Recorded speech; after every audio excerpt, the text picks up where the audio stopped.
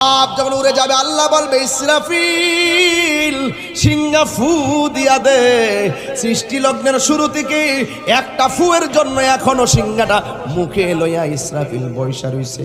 আল্লাহর একটা হুকুমের জন্য সিংহা লইয়া বৈশা রইছে। এমন জোরে একটা ডাক মারবে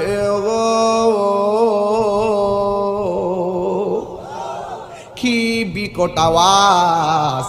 এও আবার দিনের বেলা কিয়ামত হবে না। মাগরিবের নামাজের পর, মাগরিবের নামাজের টাইমে আসরের নামাজের পর মাগরিবের টাইমে আকাশটা অন্ধ করে ছেয়ে আসবে। পূর্ব দিকের সূর্য পশ্চিম দিকে উঠবে। এবার এমন ভাবে যখন সূর্যটা উঠবে আসমানটা আগুনের মতো লাল থাকবে। আর এই দিক দিয়া যখন সিংহা ফু দিবে জমিনটা কাঁপতে কাঁপতে এই পৃথিবীটা লয় হইয়া যাইতেছে। কিয়ামত হইয়া যাইতেছে, কিয়ামত হইয়া যাইতেছে, কিয়ামত হইয়া যাইতেছে।